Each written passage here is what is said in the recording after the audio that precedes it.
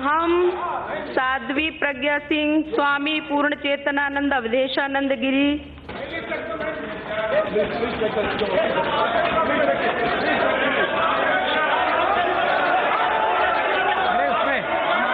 मध्य प्रदेश के भिंड में साल 1970 में जन्म लेने वाली प्रज्ञा सिंह ठाकुर को एनआईए कोर्ट ने मालेगांव केस के मामले में आज बरी कर दिया। प्रज्ञा सिंह ठाकुर के साथ ही 7 अभियुक्तों को एनआईए कोर्ट ने बरी कर दिया और 17 साल पुराने मामले को लेकर प्रज्ञा सिंह ठाकुर समेत 7 लोगों को बड़ी राहत मिली।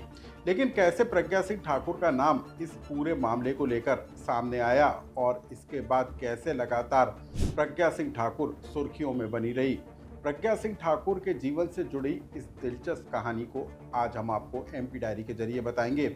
हम आपको बताएंगे कि कैसे प्रज्ञा सिंह ठाकुर हार्ड हिंदुत्व का सबसे बड़ा चेहरा बनी और मालेगांव केस के मामले में कैसे मुख्य आरोपी बन गई और अब बरी होने के बाद प्रज्ञा सिंह ठाकुर का क्या रोल रहने वाला है।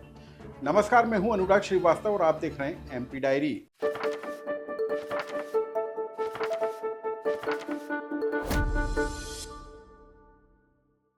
भिंड में जन्म लेने वाली प्रज्ञा सिंह ठाकुर के पिता आयुर्वेदिक चिकित्सक थे और वो आरएसएस से जुड़े हुए थे। प्रज्ञा सिंह ठाकुर ने अपने उच्च शिक्षा भिंड के लाहार के कॉलेज से की और यहाँ से एमए में इतिहास किया।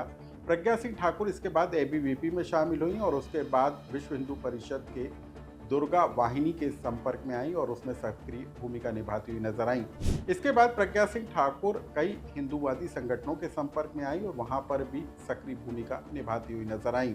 प्रज्ञा सिंह ठाकुर मुखर वक्ता होने के कारण तेजी के साथ एक हार्ड हिंदुत्व का चेहरा बनकर उभरती हुई नजर आई।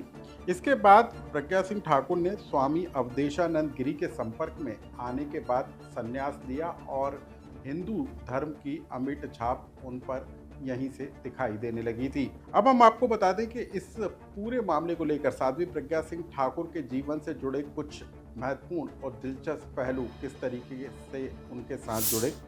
साल 2008 में महाराष्ट्र में हुए बम धमाकों के मामले में प्रज्ञा सिंह ठाकुर को गिरफ्तार किया गया।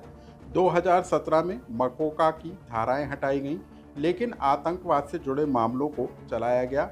इसके बाद स्वास्थ्य समस्याओं के चलते प्रज्ञा सिंह ठाकुर को जमानत मिली। 2019 में प्रज्ञा सिंह ठाकुर बीजेपी में शामिल हुई और भोपाल लोकसभा सीट से चुनाव लड़ा।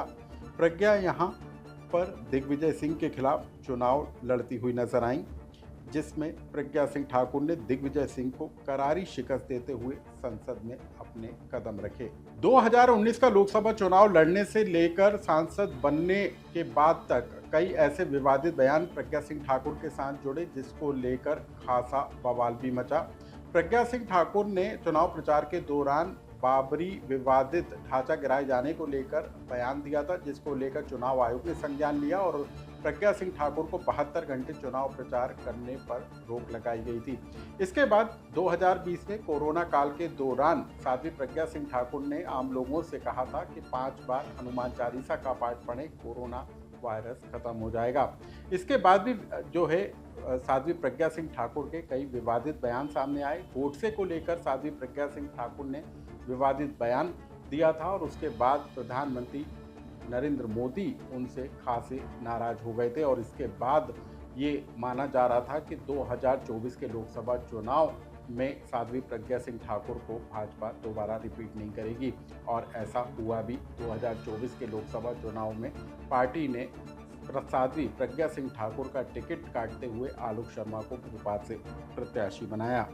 लेकिन जब 2019 में साध्वी प्रज्ञा सिंह ठाकुर को भोपाल से टिकट मिला तब कांग्रेस और खास तौर पर दिग्विजय सिंह बीजेपी पर हमलावर नजर आए थे। दिग्विजय सिंह ने कहा था कि प्रज्ञा सिंह ठाकुर को लोकसभा का टिकट देने पर आतंकवाद को बढ़ावा मिलेगा और इस तरीके के बयान दिग्विजय सिंह ने दिए थे। प्रज्ञा सिंह ठाकुर के एक बयान को लेकर प्रधानमंत्री खासे नाराज हुए थे और इसी वजह से उन्हें 2024 में टिकट नहीं दिया गया था।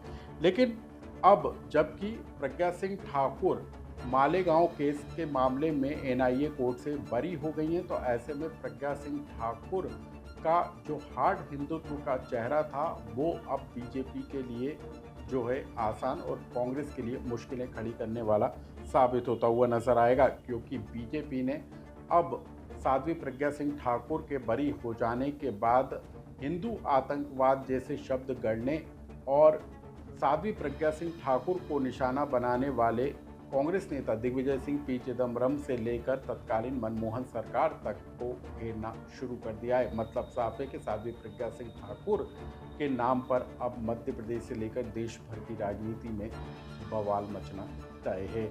और इसी के साथ हम आपको बता दें कि अब जबकि एनआईए कोर्ट ने साध्वी प्रज्ञा सिंह ठाकुर को बरी कर दिया है, तो ऐसे में अब बीजेपी के अंदर प्रज्ञा सिंह ठाकुर की भूमिका क्या होगी, इसको लेकर भी अब कयासों का दौर तेज हो गया है।